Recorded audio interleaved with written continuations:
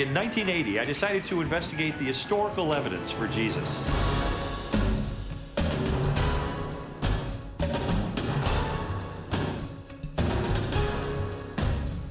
After 21 months of research, I came to the conclusion that Jesus is the unique Son of God and that Christianity is true.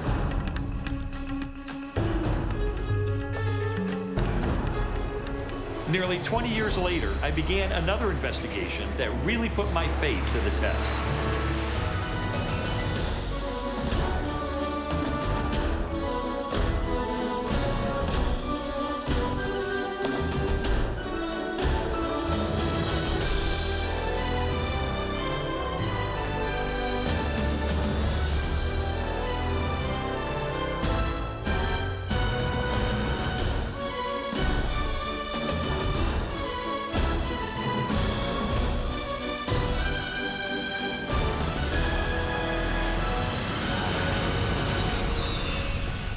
After I became a Christian in 1981, I realized pretty quickly that even though this was the most important decision I'd ever made, it was only the first step in a long spiritual journey. I mean, I was excited about my new faith, and I had this picture of it just growing progressively stronger and stronger. But I discovered that the Christian life isn't always a smooth road. In fact, at times it can be more like a minefield, loaded with many of the same objections and doubts that I had when I was a skeptic. And these doubts are inevitable. I mean, to some degree, we're all going to have them. The question is, how will they affect us when they hit? Are we drawn closer to God through the experience, or are we pushed away by uncertainty and confusion? Many years ago, I came across the story of a prominent Christian leader whose confrontation with doubt dramatically changed his life. His name was Charles Templeton. On March 18, 1946, Charles Templeton, a pastor from Toronto, Canada, and his close friend, William Franklin Billy Graham, boarded a plane for London, England, and a historic series of Christian meetings. Decades later, Templeton reflected on their friendship and ministry together. Billy and I met in the spring of 1945. It was backstage at a Youth for Christ rally in Chicago. The stadium was packed, and as Billy was being introduced to preach, he leaned over to me and he said, "Pray for me, Chuck, I'm scared to death." Well, that started a friendship that has lasted for over 50 years. Templeton and Graham were soon preaching at Youth for Christ rallies throughout North America. Both shared a passion for the same message, personal salvation through Jesus Christ. In the 1940s, Youth for Christ was a North American phenomenon. The atmosphere was informal and upbeat, and thousands of young people flocked to the meetings. The movement soon attracted worldwide attention, so a team was selected to take our message to Europe. For 5 weeks, Templeton and Graham traveled throughout the United Kingdom, France, and Scandinavia. They shared the pulpit, preaching on alternate nights to large, enthusiastic crowds.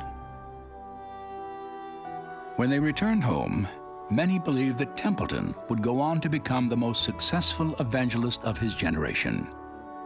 Yet, despite the effectiveness of his ministry, he found himself facing what he described as a growing dilemma. In the months following our return from Europe, I began to fight a losing battle with my faith. I'd been so busy that there was little time to take stock of my life. But in those occasional quiet moments, the doubts started to surface. You see, I had converted to Christianity as a teenager, and I lacked the theological training necessary to support my beliefs when those inevitable questions hit me. I wanted very much to believe. I had an intense longing for a relationship with God. But slowly, against my will, my mind and reason began to challenge and sometimes refute the things which were most important to me, the central beliefs of the Christian faith. Templeton's doubts attacked the core of his deepest convictions, gradually eroding his belief in the validity of the Bible, the deity of Jesus, and the existence of a loving God. My faith was disintegrating. I didn't have the theological training to deal with the questions that were troubling me. So, in a desperate attempt to find the answers, I decided to return to school. In the fall of 1948, Templeton enrolled at Princeton Theological Seminary. After 3 years of study, he accepted a position with the National Council of Churches. In the next few years, I moved across the United States and Canada, conducting 15-day preaching missions. Everywhere we went, we set record attendance. My days were filled with excitement, but I dreaded the nights. For at night, that was the time when the fears would set in. I would oftentimes break out into sweats, and my heart was pounding. I thought it was going to shake the bed.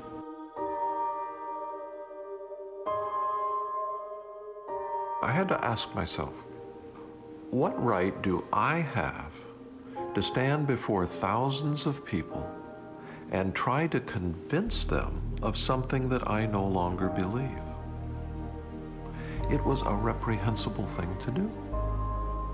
So I had to stop. I had no possessions except a car and $600 in cash. And I would be cutting myself off from all of the wonderful friends that I had made in those years in the ministry. I felt like I was betraying all of them. But in the end, there was no real choice. So I packed everything that I owned into a rented trailer, and I started back on the road to Toronto. Templeton remained in Canada for the rest of his life, working as a writer and news commentator. In 1996, he published his final book, Farewell to God, My Reasons for Rejecting the Christian Faith.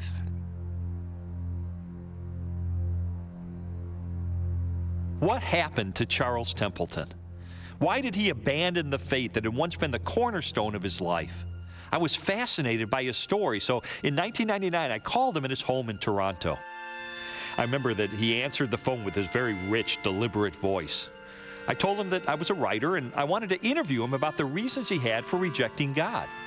And he said, well, I'm not doing very well physically, but yes, if you'd like to come up to Canada, I'd be glad to talk with you.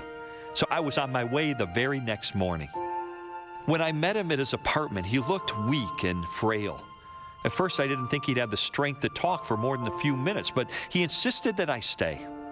He was very cordial, very kind, and I liked him immediately. I could sense that his mind was sharp, and he really wanted to tell me his story. He reminisced for a while about his years in the ministry and his friendship with Billy Graham. It was obvious to me that their relationship was still very important to him. And then, after a few minutes, he turned the conversation to his reasons for rejecting Christianity. He described several common objections, and he had a long list. But a couple of things really stood out. He looked me right in the eye and asked two rhetorical questions. In a world with thousands of religions and gods, why is Jesus the only way to salvation? Are we actually supposed to believe that only the Christians have it right? And then, with even more intensity, he asked, how could a loving God, the God of the Bible, create a world filled with evil and suffering? He wasn't looking for a response. He just wanted me to understand these issues that had troubled him for almost 50 years. We talked for another hour, and then I said goodbye. As I drove back to Chicago, I thought about his story all the way home. He was on his way to becoming one of the greatest evangelists of the 20th century, but his faith was destroyed by doubts that I'd struggle with myself. I wish I could have given him some satisfying answers. I really wanted to help him. And I also wanted to know that my own faith could stand up to the tough questions that had ruined his. You know, I think that's the moment I decided to launch another investigation. During during the next 6 months, I traveled thousands of miles to interview scholars and theologians and ministry leaders who had confronted two of Templeton's major objections to Christianity. Why is Jesus the only way to God? And how can a loving God allow evil and suffering? When I left for my first interview, I remember feeling a little bit apprehensive. These were questions almost everyone faces at some point in life. And the answers aren't only difficult and controversial, they're also crucial to our perception of God.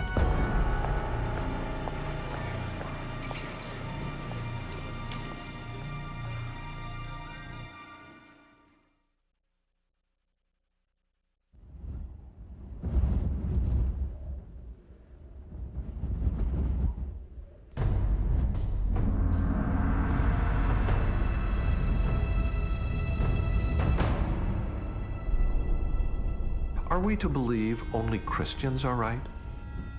After all, Christians have the audacity to say that there is only one God, theirs, and that the gods of every other people on earth are spurious. The Apostle Paul stated bluntly, "There is no other name under heaven given among men by which you may be saved, for there is salvation in no other." Such an insufferable presumption. Charles Templeton wasn't the only one who felt that Christians were narrow-minded and wrong to believe that Jesus is the Son of God. When I was an atheist, I'd often get angry about what seemed to me to be blatant arrogance. Who do Christians think they are? Why can they judge everyone else? Well, today my perspective has changed, but this idea of there being only one way to God is still one of the biggest obstacles to Christianity.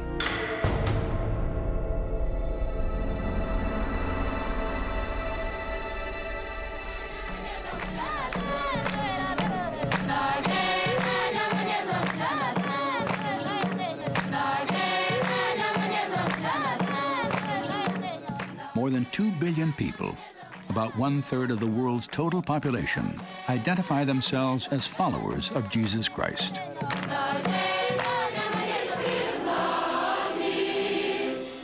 At the center of their faith is the controversial and remarkable claim Jesus made the week before his crucifixion. "I am the way, the truth, and the life. No one comes to the Father but through me." I am the way, the truth, and the life. What was he saying? He really was saying there's only one way to the Father. No man comes to the Father but through me. Now, he doesn't say this in a vacuum. It isn't like this is something he just dreamt up there at the Last Supper. This is something that he's been saying in many different ways all the way through his ministry. The truth of the matter is that before Jesus came along, no one was claiming to be the exclusive manifestation of God on earth. This was not only a shocking claim, it was a scandalous claim, and early Jews were not expecting it. You know, it's not a surprise to me that Jesus got himself crucified. What's a surprise to me is that he lasted for 3 years in public ministry before that happened, making the kind of claims that he was making. It's certainly a difficult thing to bring up in polite society that Jesus might be the only way to God. It can bring up rancor and it can bring up bad feelings. But at the end of the day, the question is that true?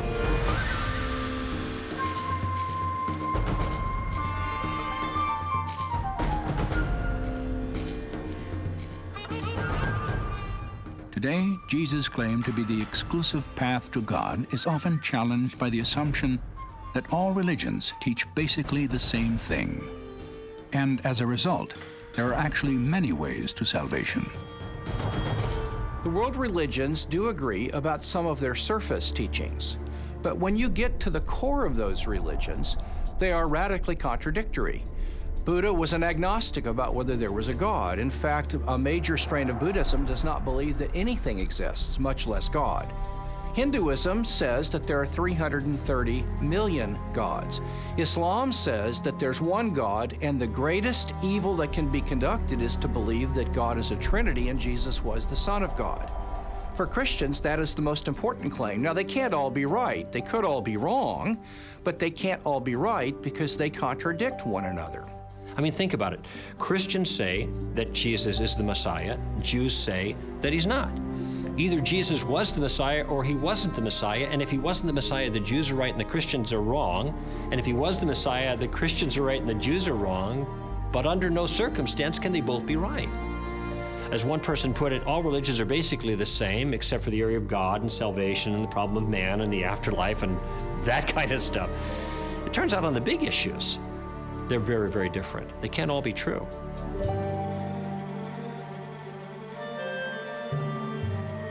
While the theological differences between the world's major religions are glaring, individual believers, be they Muslim, Christian, Hindu, Buddhist, or Jew, share a universal need. They have each experienced what the philosopher Pascal called a God-shaped vacuum in the heart, which cannot be filled by any created thing. In dealing with religious studies at the graduate level, one thing we were pretty certain of, scholars across the board, that maybe human beings ought not to be called Homo sapiens, the wise man, but rather Homo religiosus, right, the religious man. Well, why is that? Because no matter where you go, there is this religious upwelling. Human beings have a sense, deep down and across the board, that they are in some way not right with the universe. What they're really sensing is they're not right with God. They sense their guilt, alienation, separation from God. We hunger for a purpose and a meaning in life that goes beyond us. We need empowerment to live the kind of life we know we should, but we can't on our own. Jesus' identification of these problems and his solution to them is more profound than any other religion. This is why Christianity makes so much sense, because it offers a solution to the genuine problem. And it doesn't sugarcoat it, it doesn't candy coat it, it doesn't look past the real problem. It identifies it for what it is.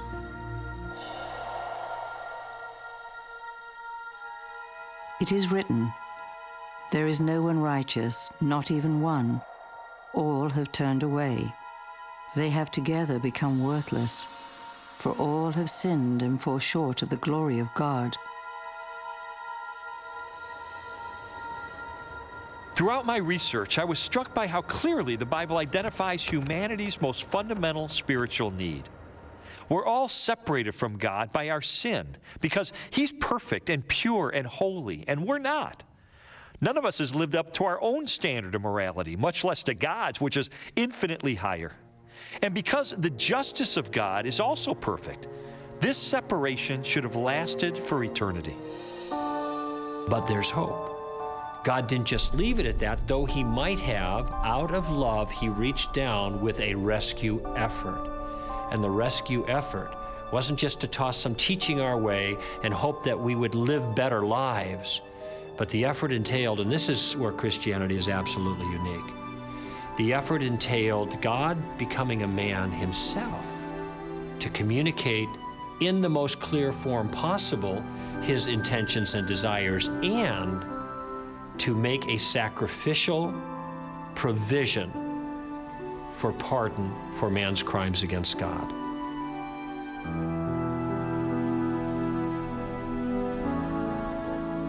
Jesus is the one mediator between God and human beings that can be man standing in the presence of God and can be God standing in the presence of human beings. He's the only God-man. He's the only God-man who can fulfill that role of bringing rapprochement, reconciliation, healing to the broken and severed relationship between God and human beings. What Jesus did then was to take the penalty for the crimes of men upon Himself so that human beings could be freed. He took the rap for their crimes against God. Not only does God come down to reach out to man, but He gives him a free pardon of his crimes.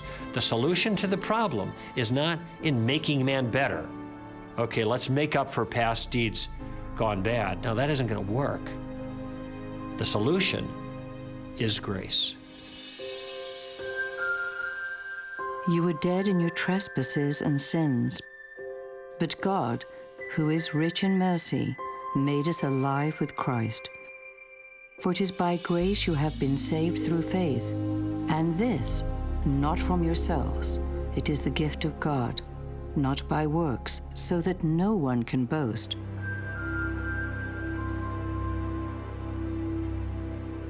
Among the world's religions, the Christian doctrine of grace is absolutely unique.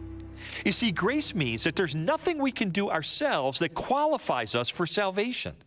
Outstanding moral behavior or a lifetime of good works, they're not going to get the job done. That's because God's forgiveness is a gift that we can never deserve and we can never earn. The grace of God is a way of referring to the fact that when God loves us, when God does good things to us, when God sends Jesus Christ into the world, when God gives us His Spirit, this isn't as a reward for something that we have earned. It isn't because we have twisted God's arm. It is simply because God loves us, and He loves us lavishly, and He wants to make that lavish love a present reality in our lives.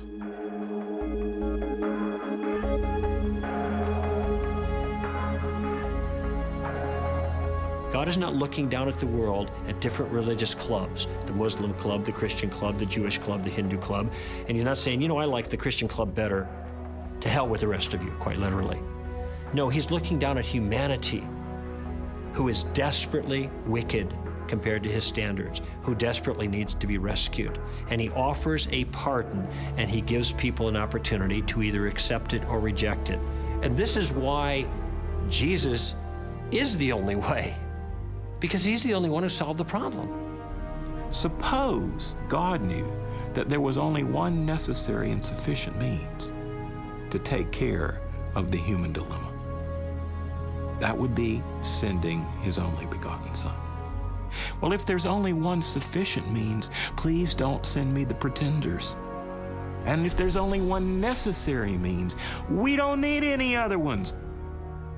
Why would God want to send 1,500 avatars or savior figures, none of which can completely do the job?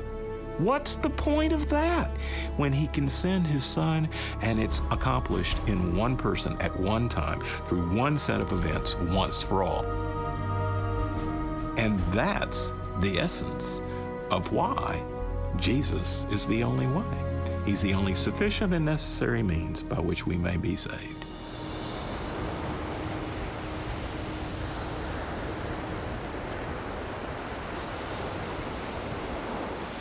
The uniqueness of Jesus is magnified when His specific claims and teachings are compared with those of history's other religious leaders. There is no other great religious leader who ever claimed to be the direct way to God in the way Jesus claimed it. The Buddha certainly didn't. Most Hindu gurus and leaders don't do that kind of thing. Muhammad certainly didn't do that. He would have thought that to be blasphemy.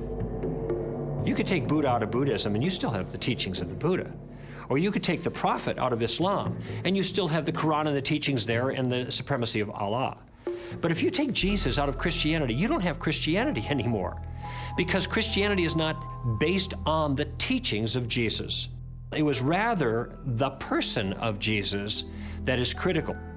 If you boil Him down to a bunch of thou shalt and thou shalt not, you've trivialized Jesus. You've trivialized the essence of His claim, because His claims are not just, you need to behave better. His claims are that God is breaking into human history through Himself and coming to change us. The gospel, the good news, is that the kingdom of God, the divine saving activity of God, is at hand in the person of Jesus, and you'd better pay attention, because if you don't, all of the ethical teaching of Jesus is not going to do you a whit of good. You have to respond to the good news about Jesus who's come into this world. In his classic book, Mere Christianity, C.S. Lewis explored the identity of Jesus and the popular opinion that while He was a great moral teacher, we cannot accept His claim to be God. A man who was merely a man and said the sort of things Jesus said would not be a great moral teacher. He would either be a lunatic or else he would be the devil of hell. Either this man was and is the Son of God, or else a madman, or something worse. You can shut him up for a fool, you can kill him as a demon, or you can fall at his feet and call him Lord and God. But let us not come with any patronizing nonsense about his being a great human teacher. He has not left that open to us. He did not intend to. When someone says Jesus was just a great moral teacher, that's rather like saying, Mozart wrote some rather pretty tunes. Just say, well, yes, he did write some pretty tunes, but if that's all you can hear in his music, then you need to sit down and learn what those symphonies are really all about. And saying Jesus is just a great moral teacher is a way of disinfecting him, of saying we can have him on our terms rather than on his terms. And actually, Jesus is not easy to grasp if you do it like that. That's like saying the only bit of the Mozart symphony that I'm actually going to think about is the bit that I can whistle on my way home from the pub. Well, best of luck.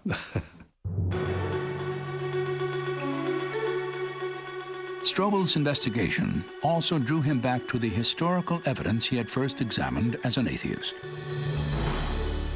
Ancient documents and biographies that confirm the events of Jesus' life and the claims he made to deity. The 4 New Testament Gospels leave no doubt that Jesus believed he was the only way to God. So the issue is, can we believe Jesus? This is where his credentials become so important. And there's a wealth of historical evidence that I've studied for almost 30 years. We've got older documentation and earlier eyewitness accounts of Jesus' life than we have for any other religious leader of antiquity. In addition, we have hundreds of years of scholarship that upholds the validity of the Gospels. Unlike anyone else in history, Jesus fulfilled dozens of prophecies, including the location of his birth, key events of his ministry, and the details of his execution. And each of these prophecies was first written in the Hebrew Scriptures centuries before he was born. Jesus also performed miracles, often in front of his enemies and skeptics, that demonstrated his supernatural power over nature, disease, and death. And if all that wasn't enough, he was resurrected from the dead in an historical event that was confirmed by more than 500 witnesses. You have to remember that the early followers of Jesus gave their lives, they went to martyrs' deaths, not because of sincere belief they held, and about which they could be sincerely wrong. No, they went to martyrs' deaths because something they actually saw with their own eyes and touched with their own hands. They saw Jesus risen from the dead after he was executed on the cross. If Christ has not been raised, then all our preaching is useless, and your faith is useless. And we apostles would all be lying about God. For we have said that God raised Christ from the grave. The Apostle Paul, who was an eyewitness of the resurrected Jesus, felt very secure to say, guess what, guys? If Jesus did not actually come back from the dead in real time and space, our faith is worthless. You see, that sets Christianity up to be testable. You can actually investigate it at that point to find out whether it's true or not. You can offer evidence. You can offer reason. I've studied the resurrection, as you know, very intensively, and I've written about it. And the more I look at the resurrection of Jesus, the more, A, I'm absolutely convinced it happened as a reality within our own space-time world, and B, it is utterly unique. Nobody else has led the way through death and out the other side. Christianity is based from the beginning on the fact of the resurrection, and that's what I've staked my life on. After considering the historical evidence for Jesus' life and resurrection, along with insights of New Testament theology, I was convinced that Jesus is the only way to God. But what about people like my friend Charles Templeton? Those who feel that Christians are arrogant to believe that this is true. What could I say to them? Now, of course, some people will always say it's arrogant because that is an easy charge, especially because some Christians behave arrogantly. They really do. The thing about arrogance, though, it's so silly, because if, as Paul says, everything we have is a gift of grace, we haven't got anything to be arrogant about. It isn't that we've got it all together. It's somewhere that God's got it all together, and we are privileged to be called to be a little part of that. And as long as we keep that perspective, we will cut the root of arrogance and be able to bear humble but clear witness to the truth.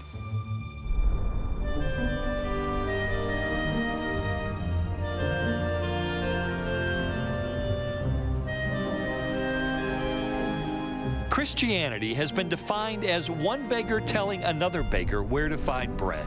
And I think that's a wonderful illustration. We were sinners living in rebellion against God, and we found forgiveness and grace through Jesus Christ.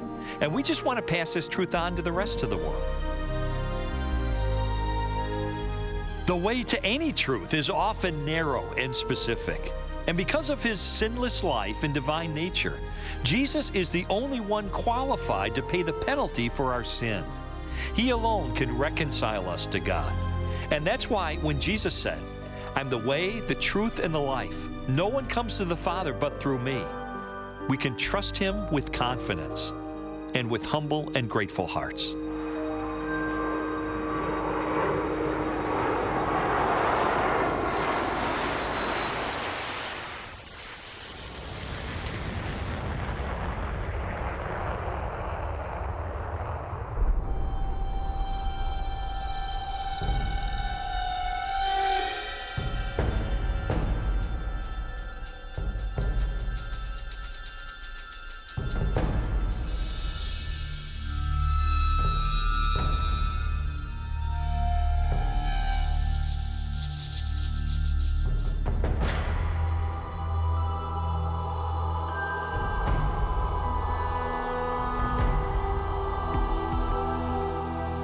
What has been called the problem of evil has puzzled men and women of every generation.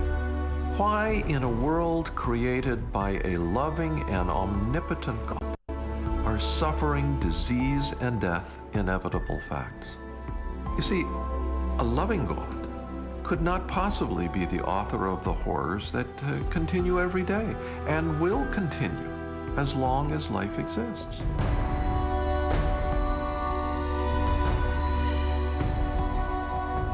It's an inconceivable tale of suffering and death. And because it's a fact, it is obvious there cannot be a loving God. Cannot be.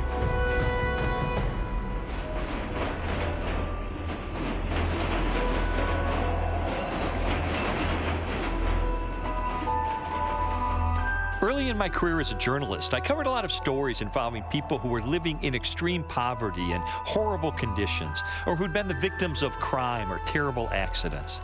So I saw a lot of pain and suffering firsthand, and this became an issue that really resonated with me. Later, during my investigation, I commissioned a study that asked a cross-section of Americans, if you could ask God any one question and you knew he'd give you an answer, what would you ask?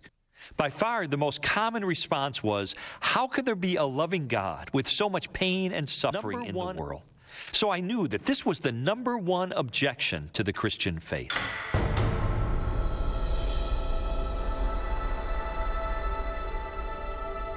What a lot of people don't realize when the problem of evil comes up is that everyone has to deal with it. This isn't just a problem for me as a theist. Every human being walking the face of this earth is aware of evil in the world, and everybody has to, from their perspective, from their worldview, offer a solution to it. The real question is who has got the best answer in the context of their worldview. Which worldview has the best resources to help deal with this problem? And here I think the biblical worldview excels.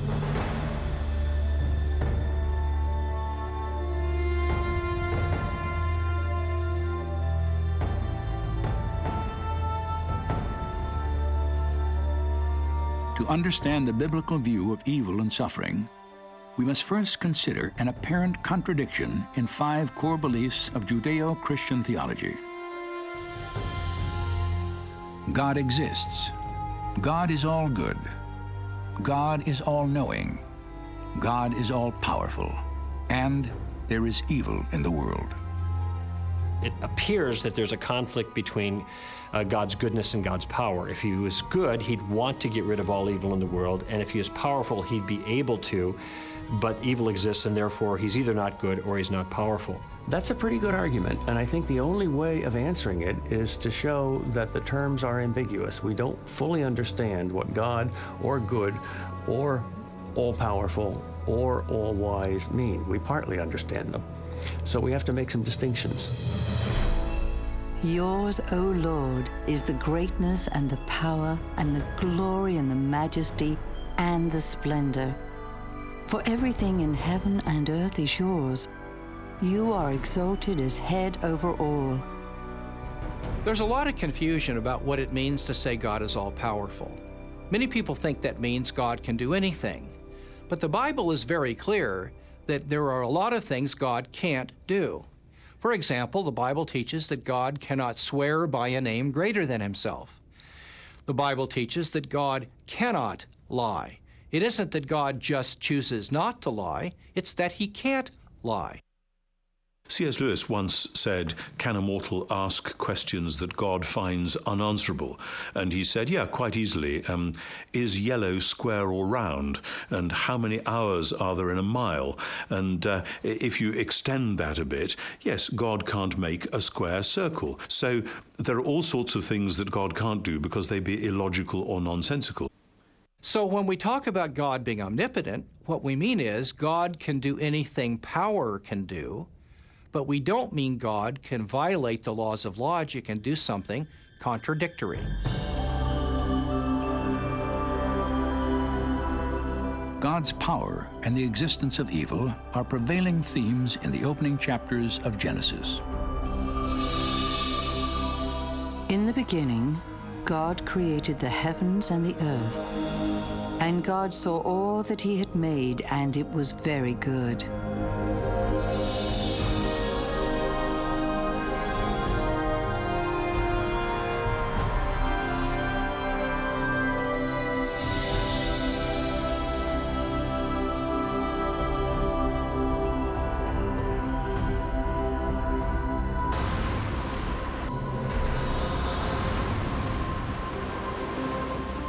According to the Bible, after God created a universe and a planet perfectly designed to sustain life, he crowned his work with human beings, man and woman, endowed with spirit and soul, free will, and a capacity to make their own moral choices.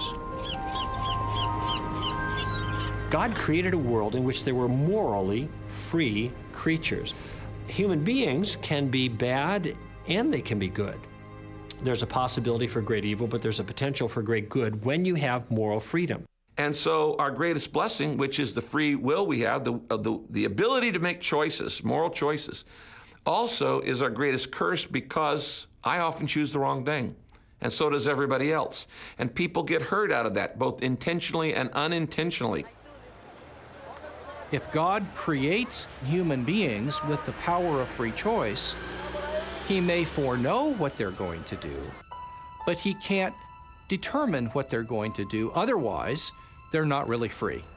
And evil entered the world when people freely chose to withhold doing the right thing and instead did the wrong thing. It appears an airplane crashed into the World Trade Center. The World Trade Center, tower number 1, is on fire. The whole outside of the building, there was just a huge explosion. The World Trade Center's collapsed. Building 2 has collapsed. The sheer magnitude of evil and suffering in the world can be overwhelming.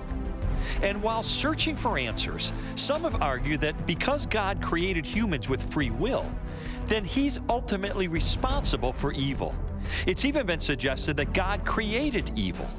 But from a biblical perspective, is that even possible? No, because evil is not a thing. Everything God creates is good. God created the world good, just as it was supposed to be. But human freedom then was used in such a way as to diminish goodness in the world, and that diminution, that lack, that missing goodness, that is what we call evil. So evil is a lack of goodness. It is goodness spoiled. You could have good without evil, but you can't have evil without good. And so evil was not a direct creation of God. It was the result of humans exercising their freedom. So if it was the free will of human beings that actually caused evil, then I think it's reasonable to ask, why didn't God just create a world where moral freedom didn't exist in the first place? That way, evil and suffering wouldn't exist either. God could have made a world without evil by just taking away our free will to do it. It would have been very easy for him to just simply say, well, I'm going to make you all marionettes and we'll pull the strings and everybody prays 5 or 6 times a day and everybody does right. But God wanted a race of tested individuals who choose to love him. And you cannot love someone unless you have the choice to not love him. The sort of love that humans can give to one another and to God is something which depends on them being able to do it from the bottom of their heart without being forced. As soon as it's forced, it's not love anymore. And so it was a good thing for God to create creatures with freedom, because that opened up the possibility that they could actually express genuine love not only to him but to one another in intimate relationship.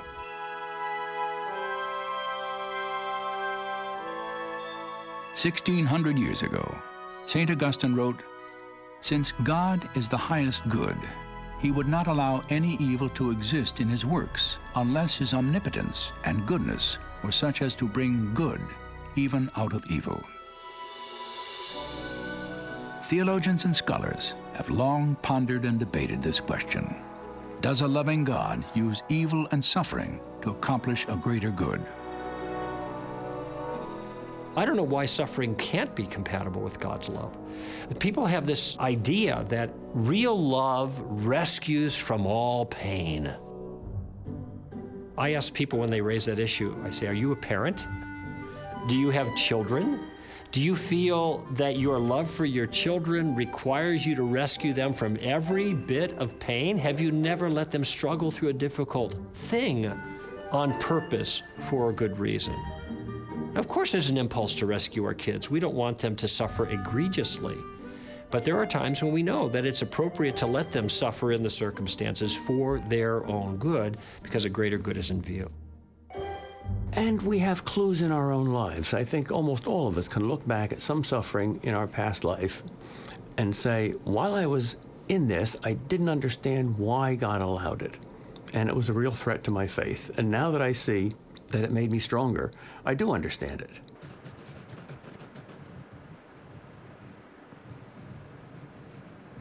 For more than 40 years, the lessons and struggle of growth through suffering have played out daily in the life of Johnny Erickson Tada. In 1967, Johnny, a 17-year-old high school senior, severed her spinal cord in a diving accident, paralyzing her body from the shoulders down. When I was first injured, I imagined myself as a kind of a human guinea pig lying there on my striker frame. I was doing nothing but eating and breathing and sleeping and really just existing. And I thought in here, you know, most people out beyond these hospital walls are going to college, getting married, having children, going to work. And I'm just lying here sleeping, breathing, eating. And I realized, oh my goodness, upon my life, all the truths of the human race are going to be tested.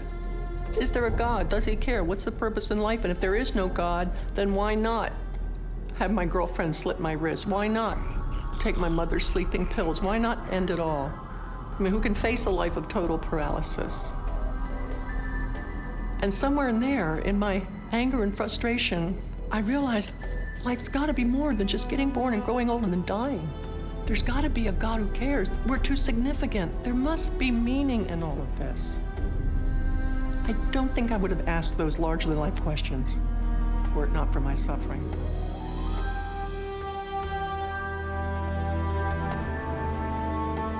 In the decades following her accident, Johnny's life has been marked by extraordinary accomplishment. Through her artwork, music, books, conferences, and radio and television programs, she has inspired millions of people throughout the world. In 1979, she founded Johnny and Friends, an international ministry that has taken the love and hope of Jesus to the disabled and their families. Through it all, she has intimately known both the pain of suffering and the presence of God. There are a lot of people who think I'm a strong person, and I'm not. I am such a weak person.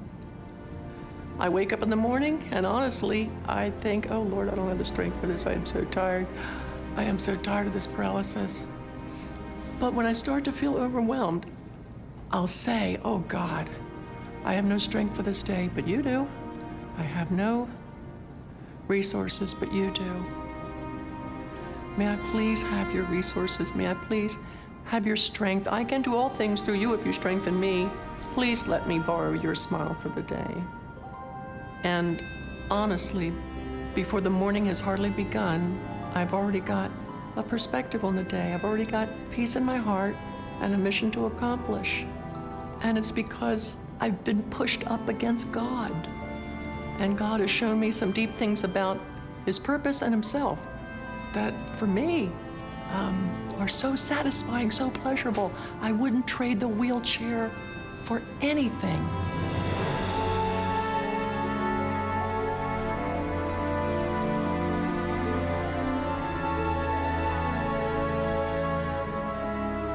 To ask why a good God would allow suffering is to ask why a good doctor would put a needle in the backside of an infant to inoculate him. The infant doesn't understand it. All he knows is that it's horribly painful. He can't understand that, in a way, this inoculation is going to prepare him for something in the future that he's not even aware of. And in the same way, God is a God of intention. He's got a purpose and meaning. And everything He puts His hand to is brimming with intention and meaning. So we can rest assured that although the purposes for suffering might be hidden from us in this present life, His reasons are always wise, they're always specific, and they're always good.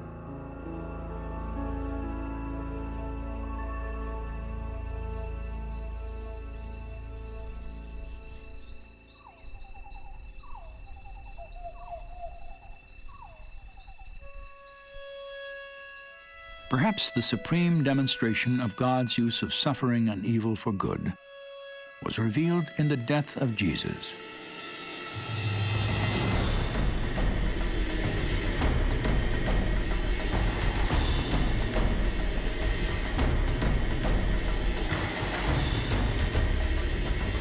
Crucifixion was invented a few centuries before Jesus. It is widely recognized as one of the most horrendous forms of death that any state could sanction against an individual.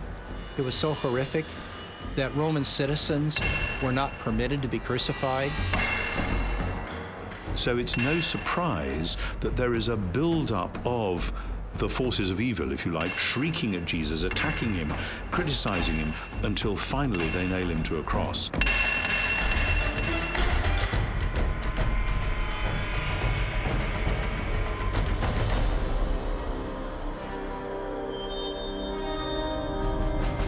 They came to a place called Golgotha, which means the place of the skull. There, 2 robbers were crucified with Him, one on His right and one on His left. Those who passed by hurled insults at Him, shaking their heads and saying, "Save yourself. Come down from the cross if you are the Son of God."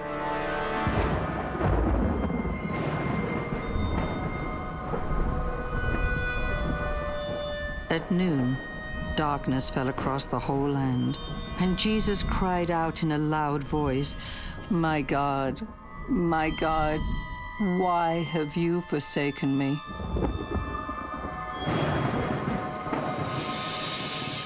And He suffered, the Bible tells us, great emotional and spiritual agony because He experienced separation with His Father, and He experienced the actual sin of the world in His own conscious life and what it was like to feel and experience that evil and hurt.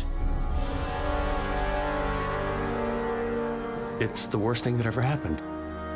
3 hours of darkness. God himself dies. Inconceivable. Did God allow that? Sure. He allowed the devil to creep into Judas Iscariot and Pontius Pilate and Herod and the cruel Romans, and allowed the worst event in the history of the world. Why? For the greatest thing that happened, our salvation.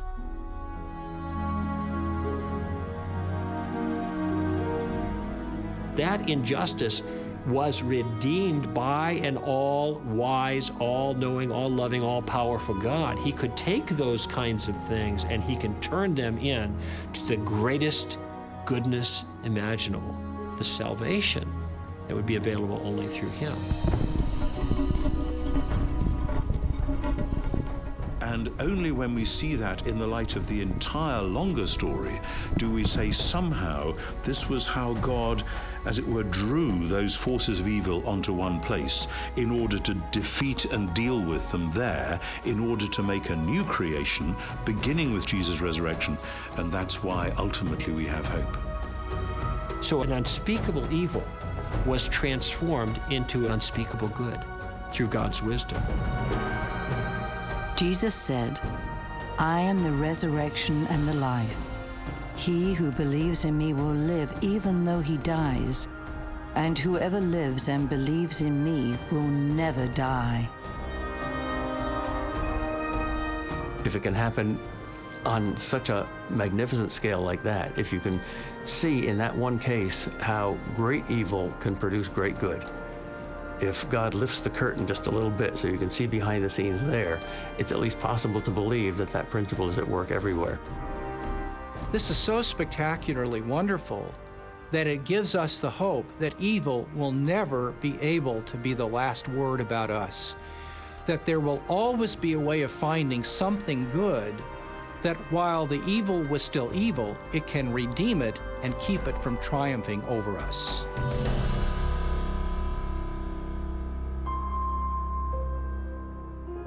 And Jesus answered, I have told you these things, so that in me you may have peace.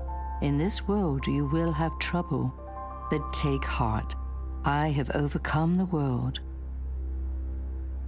That's a powerful statement.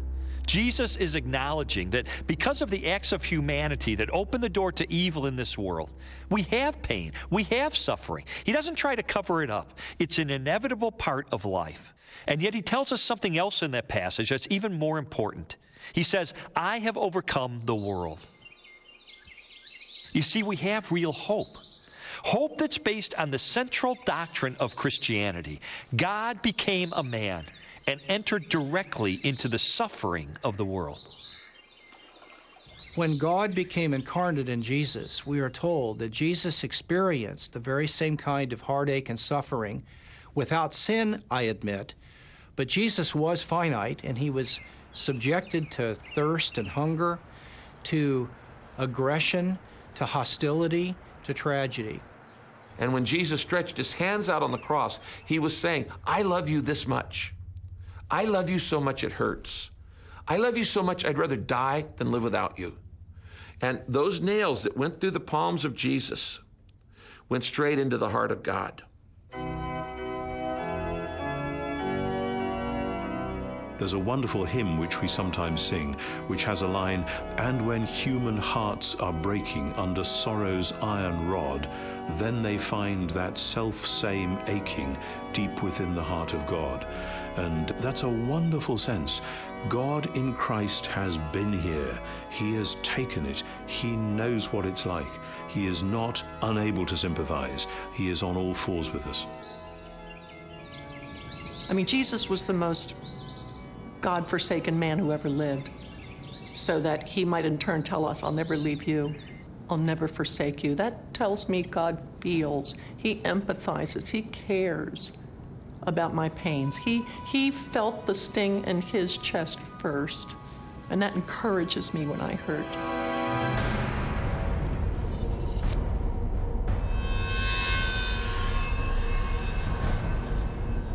In 1944, Corrie ten Boom, a prisoner in a Nazi concentration camp, considered the full measure of God's participation in the suffering of humanity. while clinging to life in the shadow of ultimate evil, she concluded, "There is no pit so deep that the love of God is not deeper still." There's a famous passage in Elie Wiesel's book Night where he recalls being in a concentration camp and seeing a line of people being hanged, and a little boy is one of the people being hanged, and he's so light that he doesn't die immediately because his neck doesn't break, and he's dangling there half dead and half alive, and the crowd are being forced to watch this, and somebody suddenly says, "Where is God? Where is God?" And somebody else says, "There he is, he's hanging from that noose." That's the answer to the question that's often asked: where was God in Auschwitz? Where was God in Darfur? He was there. He was in the gas chambers. Yes, the incarnation means that he descends into the whole of the human condition. God is there at the heart of the mess and taking the worst onto himself. That's what we believe when we think about Jesus, and that's why ultimately we have hope. It makes me feel there's a certain kind of kinship, that God gets it, that God understands. He's been there. He doesn't just have the facts straight. That's omniscience. He has entered into the experience of it, and that's something entirely different. He knows exactly how I feel. There is no pain that I'm going through paralyzed. He was even paralyzed on the cross. That tells me he identifies, and that, for me, is enough.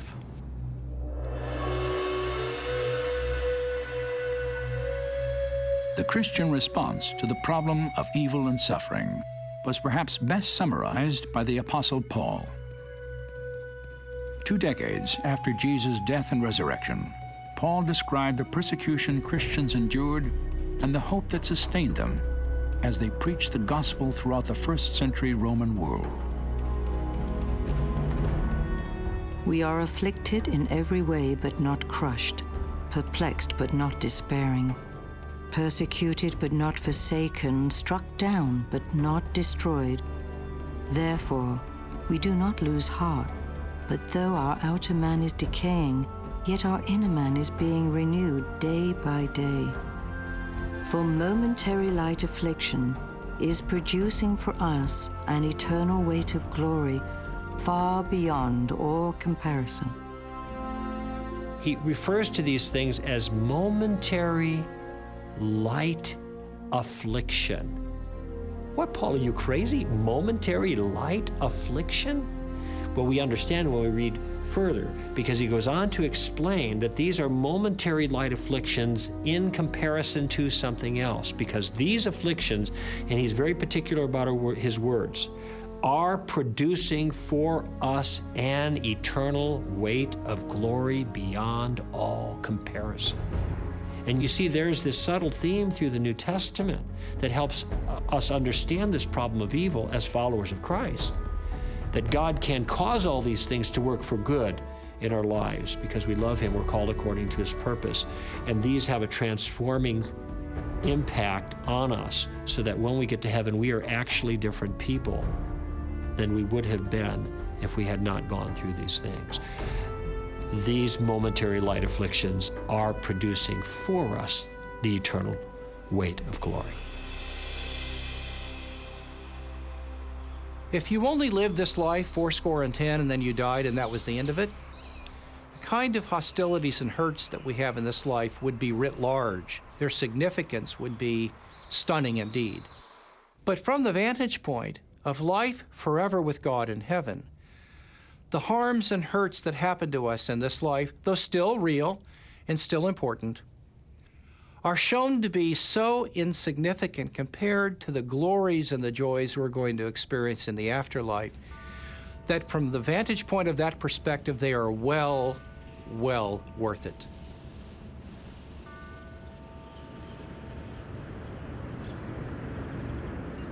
In 1998, I was at a conference and met a young man named Mark Herringer. Mark was from Boston, and we became good friends.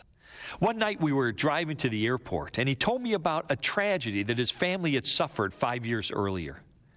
I'll never forget Mark's story because it demonstrated so powerfully the importance of what the hope of heaven can really mean.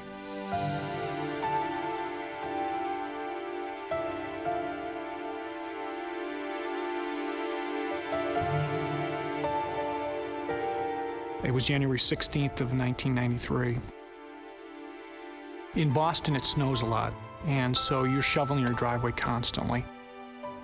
We had gone to the supermarket that morning, and while we were at the supermarket, it was actually snowing. So I got home kind of irritated and said, honey, why don't you park the car out in the street here? I'll just clean off the driveway. And our two kids were with us, our son, 3 years old, and our daughter, Lauren, who was 18 months old. I jumped out of the car, got a shovel, the kids jumped out with me, and I asked my wife to move the car to a easier spot for us to clean out the driveway, and she did, and she said, make sure you keep an eye on the kids. And my son immediately went with her into the car, and my daughter was with me for a few moments, but what I hadn't realized was that she actually wanted to be in the car also. And so as my daughter was running to the car, she was trapped under the front wheel of the car. There was a brief scream of pain, and I immediately ran out, and to any parent's horror, they see their 18-month-old daughter under the front wheel of a 2,000-pound car was overwhelming. She died instantly, as we found out later. I actually took the last breath that she ever breathed on this earth out of her lungs. And we drove to the emergency room at the hospital, hoping and praying that things might be different, but they weren't. And within an hour or so, they had pronounced her dead.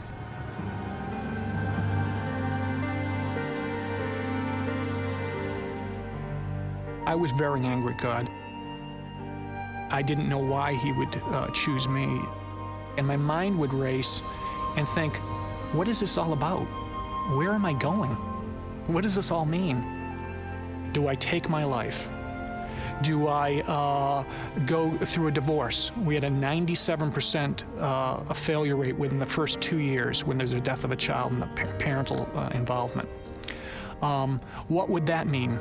Would that bring some closure to that? What would be a life of anger and despair at God? Those options are not good ends. The struggle during our pain here was I had to make a decision. Am I going to accept or reject this situation that I'm in based on not knowing the end game, or not knowing all the answers? I was given a Bible, my very first Bible, on Christmas 3 weeks before the accident. And that Bible was to become the thing that kept me alive. There were drugs and various things that people gave us to try to calm us down during this difficult few weeks, but it was actually holding the Bible and reading it was the thing that actually comforted me the most. I actually slept with my Bible for about 9 months every night. What I was struggling for was the reality of Jesus, the reality of somebody who knew suffering, who was going to be there, who had experienced this himself.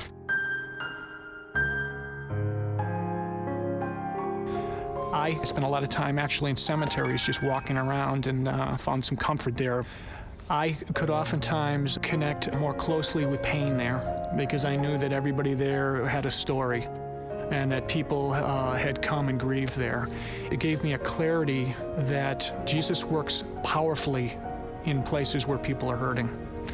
And so I found great comfort to just be quiet and listen to him there. And so sometimes I would just go around and read the stone markers and pray for the various families. And it actually turned from an internal thing where I was trying to get healing and hope to a place where I would actually intercede for others. And that was a shift that occurred where God began to do a work that my healing was going to be more complete in helping others. We had 5 neighbors who lived next to us, directly next to us when the accident happened. And within 5 years, 3 whole families of those households came to know Christ personally. And when I think back on where we were and how God used that, I said, that doesn't make it all right. That doesn't make it good. That doesn't make my pain go away. But it does tell me that God is bringing some good out of this, that there'll be some eternal good that comes out of her life and death. Your answer at this tough time is you are naked, you are stripped down raw. You have to make a decision. Which road are you going to take? Where are you going to go in your faith? And I think evil and suffering drive us to those points where we have to make those naked decisions. We have to make those raw decisions that give us nowhere out, nothing to hold on to. We're just there before Him. And that's what real faith, I think, is. Not knowing the future, but understanding enough now to make a decision that will change the future in our lives. If I look at it through my own experience, I think I would drive it to the point to say that God is in control of all things, and nothing is beyond His reach, nothing is beyond His ability to control. The joy is knowing that this is just temporary, that there's something much more. The eternal perspective changes things because it takes the focus off of my experience now and puts it in a different level, a different realm. The Bible says heaven will be a place where there's no more tears or pain or crying or death. Okay, so if that's true, then the hope is that these things will be resolved and that we'll understand, or we'll have more clarity that we don't have now.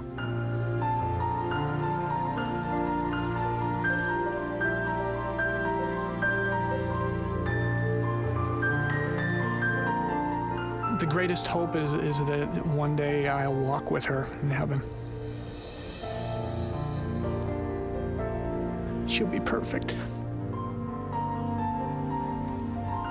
And I'll be full of joy.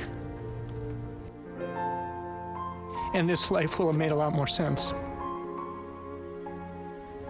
Because sometimes it doesn't. But I have that hope.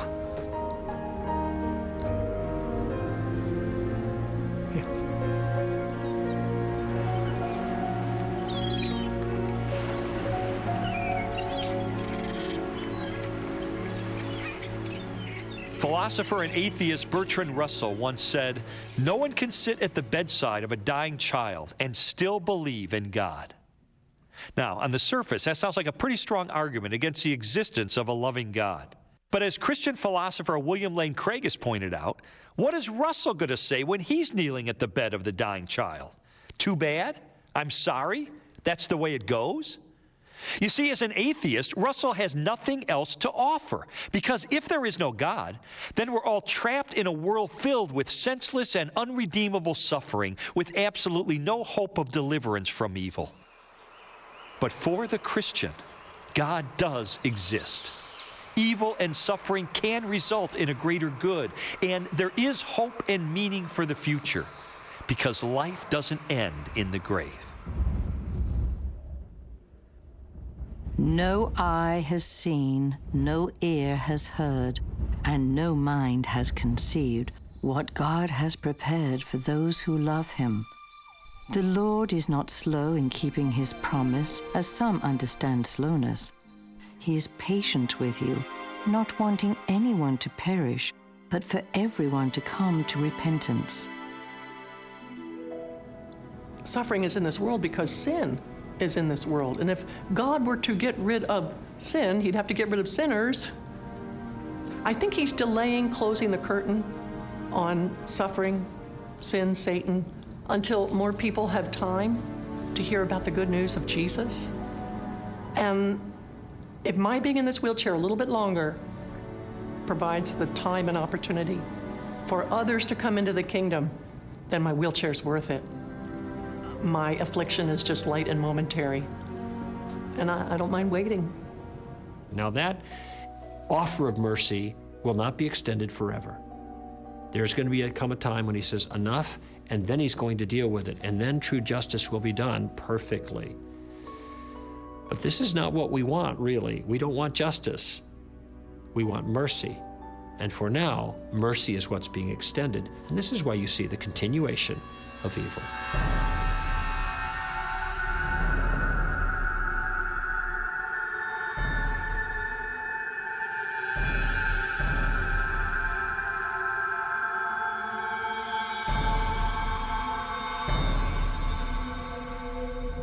There is so much we don't know about evil, pain, and suffering that many times I think we're people groping in the dark trying to make sense out of it. But God gives us enough to see, to help us to keep on going, and to redeem the pain and suffering we have so it doesn't defeat us. If all I was looking at for the evidence of God was just the problem of evil, sure, I'd say, gee, that's a no-brainer. There is no God. He would never allow these kinds of things. But when I see all the other evidence in other areas for the existence of God and for a good God and a loving God, a God that cares about his creation, who's involved in his creation, well, then that helps put this particular question a little bit more into perspective. But I'll be the first one to admit it's emotionally difficult. I think most Christians go through a sense of deep puzzlement, which can come sometimes once in somebody's life, sometimes 1,000 times in somebody's life, of I really thought God was going to enable such and such to happen, and it hasn't happened. And so, yes, we can have huge disappointments, but the God to whom we go back and on whose door we beat and we say, what on earth is going on here, is the God who says, remember what I have been through. Remember the story of my son. One of the worst things that was ever done in the world was done to the best man that ever walked on the earth. So again, when we put it into the light of Jesus and what happened to him, do bad things happen to good people? What's it all about? It's very strange, but somehow God holds that within his purpose and will bring good out of it and through it. Sometimes when we suffer, we're just hoping somebody will give us the formula, how to fix it. What's the step 1, 2, 3, 4, A, B, C, D? Show me what to do. I'll do it. And God blows all that to smithereens. He lobs a hand grenade into the middle of it all and explodes it. He won't let us approach suffering with our own agenda. We've got to come to him empty-handed. Blessed are the poor in spirit. I don't have the answers, God. And when we come to him like that, completely defenseless, and approaching him without a technical, fix-it, mechanistic approach to life, okay, I've got the formula, I know the answers, then we find God to be the answer. We can face anything if we know God is there in the midst of it all.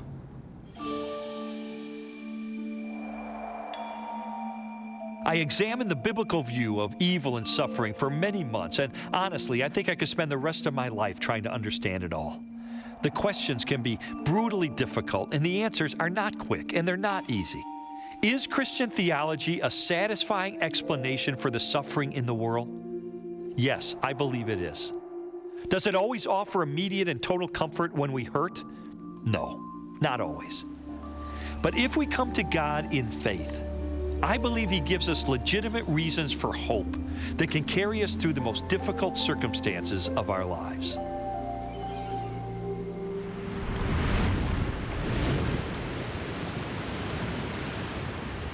How could a loving God allow evil and suffering? And why would he offer only a single pathway to salvation? They are demanding questions of undeniable significance. And for many, the answers are found in the life of a carpenter from Nazareth who calmed the seas and died to redeem the world from its sin. But for some, there are no satisfying explanations, only doubts and objections to the Christian faith. There's a profound sense of loss when anyone abandons a belief system they've held since childhood. I was a teenager when I became a Christian, and I wasn't equipped to challenge the ideas of my friends and mentors. At first, I accepted the beliefs of the people around me.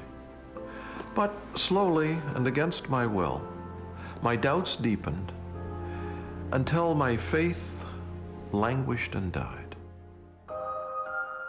Those years of indecision were the most troubling and trying of my life.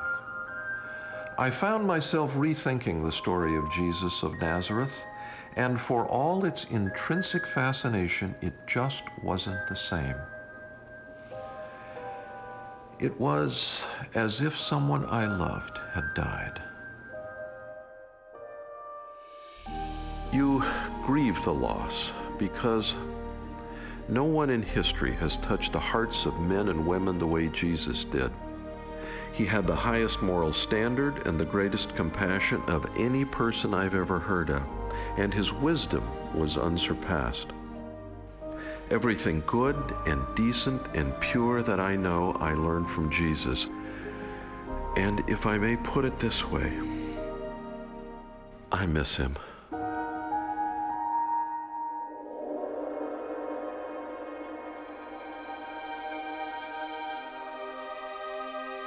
On June 7th of 2001, Charles Templeton died in Toronto, Canada. For me, the news brought back strong memories of his life and his struggle with Christianity, especially his objections to the existence of evil and Jesus' claim to be God. A year before his passing, I completed the manuscript of my book, The Case for Faith.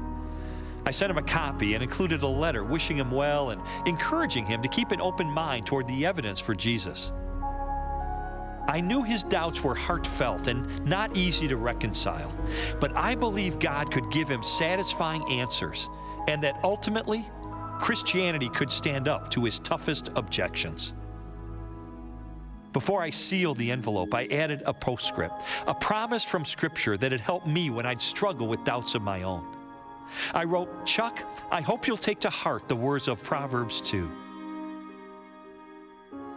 If you scream for insight and call loudly for understanding, if you search it out as you would him to you, then the Lord will be awesome to you, and you will come into possession of the knowledge of God."